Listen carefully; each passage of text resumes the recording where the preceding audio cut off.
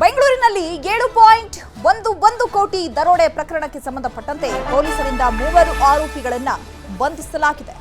ದರೋಡೆ ಕೇಸ್ನ master mind ಅಣ್ಣಪ್ಪನನ್ನ ಸಹ ಬಂಧಿಸಲಾಗಿದೆ. ಈತನೇ ಕಿಂಗ್ ಪಿನ್ ಅನ್ನುವಂಥದ್ದು ಈಗ ಬೆಳಕಿಗೆ ಬಂದಿದೆ.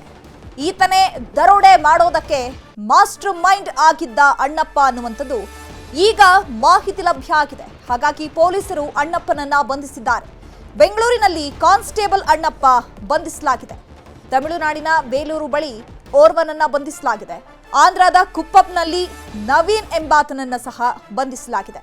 ಸದ್ಯ ಇಬ್ಬರನ್ನ ಬೆಂಗಳೂರಿಗೆ ಕರೆತಂದು ವಿಚಾರಣೆಯನ್ನು ನಡೆಸಲಾಗ್ತಾ ಇದೆ. ಉಳಿದ ಆರೋಪಿಗಳಿಗಾಗಿ ಪೊಲೀಸರು ತೀವ್ರ ಹುಡುಕಾಟವನ್ನು ನಡೆಸ್ತಾ ಇದ್ದಾರೆ. ಚಿತ್ತೂರು, ತಿರುಪತಿ, ಬೇಲೂರಿನಲ್ಲಿ ಖಾಕಿ ತಲಾಶ್ ನಡೆಸ್ತಾ ಇದೆ. ಈ ಬಗ್ಗೆ ಮತ್ತಷ್ಟು ಮಾಹಿತಿಯನ್ನು ಕೊಡ್ತಾರೆ ನಮ್ಮ ಪ್ರತಿನಿಧಿ ಮಾದೇಶ್. ನೇರ ಸಂಪರ್ಕದಲ್ಲಿ ಜಾಯ್ನ್ ಆಗಿದ್ದಾರೆ. ಮಾದೇಶ್, ಬೆಂಗಳೂರಿನಲ್ಲಿ ಮಠ ಮಧ್ಯಾಹ್ನವೇ ನಡೆದಂತಹ ದರೋಡೆ ಪ್ರಕರಣಕ್ಕೆ ಸಂಬಂಧಪಟ್ಟಂತೆ ಈಗ 3 ಅರೆಸ್ಟ್ ಮಾಡಲಾಗಿದೆ. ಈ ಅಣ್ಣಪ್ಪ ಎಂಬಾತ ಯಾವ ರೀತಿಯಾಗಿ ಸ್ಕೆಚ್ ಹಾಕಿದ್ದ? ಸೊ ಈಗಾಗಲೇ 3 ಬಂಧಿಸಲಾಗಿದ್ದು, ಇನ್ನುಳಿದ ದರೋಡೆಕೋರರಿಗೆ ಯಾವ ರೀತಿಯಾಗಿ ತಲಾಶ್ ನಡೆಸಲಾಗ್ತಾ ಇದೆ?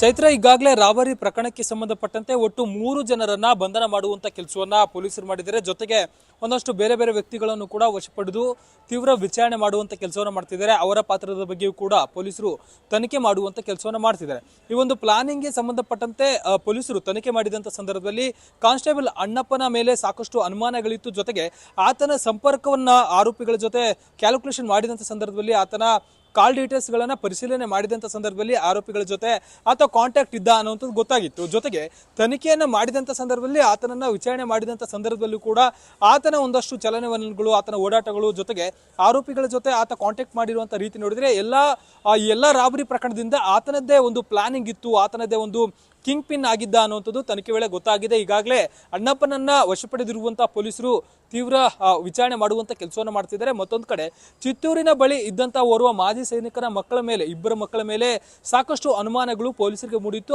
ಆ ಇಬ್ಬರು ಮಕ್ಕಳು ಕೂಡ ಈ ಒಂದು ರಾಬರಿ ಪ್ರಕರಣದಲ್ಲಿ ಪ್ರಮುಖ ಆರೋಪಿಗಳು ಅನ್ನುವಂಥದ್ದು ಕೂಡ ತನಿಖೆ ವೇಳೆ ಗೊತ್ತಾಗ್ತಿದೆ. ಅದರಲ್ಲೂ ಕೂಡ ಈ ಒಂದು ಇನೋವಾ ಕಾರನ್ನ ತೆಗೆದುಕೊಂಡು ಹೋದಂತ ಸಂದರ್ಭದಲ್ಲಿ ಎಲ್ಲ ಆರೋಪಿಗಳು ಕೂಡ ಒಟ್ಟು 7 ರಿಂದ 8 ಜನ ಈ ಒಂದು ರಾಬರಿಯನ್ನ ಮಾಡಿರುವಂತಹ ಸಾಧ್ಯತೆ ಇದೆ ಅಂತ ಹೇಳಿ ಪೊಲೀಸರು ಅಂದಾಜಿಸಲಾಗಿದೆ. ಜೊತೆಗೆ ಇವರು 3 ಕಾರುಗಳನ್ನ ಬಳಸುವಂತ ಕೆಲಸವನ್ನ ಮಾಡಿದ್ರು. ವ್ಯಾಗನರ್ ಕಾರ್ ಮತ್ತೆ ಜೆನ್ ಕಾರ್ ಹಾಗೂ ಈ ಒಂದು ಇನೋವಾ. ಪ್ರಮುಖವಾಗಿ ಈ ಒಂದು ಇನೋವಾದಲ್ಲಿ ಇವರು ದುಡ್ಡನ್ನ ಇಟ್ಕೊಂಡು ಹೋಗಿದ್ರು. ಅದರಲ್ಲೂ ಕೂಡ ಚಿತ್ತೂರಿನ ಗುಡಿಪಾಲ ಬಳಿ ಹೋಗಿ ಅಲ್ಲಿ ಡಿಸ್ಪ್ಯಾಚ್ ಆಗಿದ್ರು. ಎಲ್ಲರೂ ಕೂಡ ಬೇರೆ ಬೇರೆ ಕಡೆ ಹೋಗಿದ್ರು. ಅದು ಹೋಗೋದಕ್ಕೂ ಮುಂಚೆಲೆ ಕೂಡ ಇವರು ಸಾಕಷ್ಟು ಪ್ಲಾನ್ ಗಳನ್ನ ಮಾಡ್ಕೊಂಡಿದ್ರು. ಅದರಲ್ಲೂ ಕೂಡ ಈ ಹಣವನ್ನ ಎಲ್ಲಿಗೆ ತೆಗೆದುಕೊಂಡು ಹೋಗೋದು ಅನ್ನುವಂಥ ನಿಟ್ಟಿನಲ್ಲೂ ಕೂಡ ಸಾಕಷ್ಟು ಪ್ಲಾನ್ಗಳನ್ನ ಆರೋಪಿಗಳು ಮಾಡ್ಕೊಂಡಿದ್ರು ಅಂತೇಳಿ ತನಿಖೆ ವೇಳೆ ಗೊತ್ತಾಗಿದೆ. ಅದರಲ್ಲೂ ಕೂಡ ಒಂದು ಚಿತ್ತೂರಿನ ಗಡಿಪಾಲ ಬಳಿಯೇ ಯಾಕೆ ಈ ಆರೋಪಿಗಳು ಹೋಗಿದ್ರು, ಅದರಲ್ಲೂ ಕೂಡ ರಾಕೇಶ್ ಮತ್ತೆ ರವಿ ಅನ್ನುವಂಥ ಆರೋಪಿಗಳೇನಿದ್ದಾರೆ ಈ ಇಬ್ರು ಕೂಡ ಮಾಜಿ ಸೈನಿಕನ ಮಕ್ಕಳು. ಆ ಒಂದು ತಮ್ಮ ಊರಿನ ಬಳಿ ಇರುವಂತಹ ಒಂದು ಕಾಡಿಗೆ ಹೋಗಿ ಅಲ್ಲೇ ಒಂದು ಹಣವನ್ನ ಸೇಫ್ ಆಗಿ ಬಚ್ಚಿಡೋದಕ್ಕೆ ಪ್ಲಾನಿಂಗ್ ಅನ್ನ ಮಾಡ್ಕೊಂಡಿದ್ರು ಅನ್ನುವಂಥದ್ದು ತನಿಖೆ ವೇಳೆ ಗೊತ್ತಾಗಿದೆ. ಸದ್ಯಕ್ಕೆ ಒಂದು ಚಿತ್ತೂರಿನ ಬಳಿ ಸಿಕ್ಕಿದಂತಹ ಒಂದು ಇನೋವಾ ಕಾರ್ ಆಗಿರ್ಬೋದು, ಅಕ್ಕಪಕ್ಕ ಬಿದ್ದಂತಹ ಒಂದಷ್ಟು ಟ್ರಂಕ್ ಗಳನ್ನ ವಶಪಡೆಯುವಂತ ಕೆಲಸವನ್ನ ಮಾಡಿದ್ದಾರೆ. ಉಳಿದ 3 ಬಂಧಿಸಿರುವಂತ ಪೊಲೀಸರು ಹೆಚ್ಚಿನ ತನಿಖೆಯನ್ನ ನಡೆಸುತ್ತಿದ್ದಾರೆ. Chaitra, okay, thank you Madesh ತಮ್ಮೆಲ್ಲ ಡೀಟೇಲ್ಸ್ಗೆ.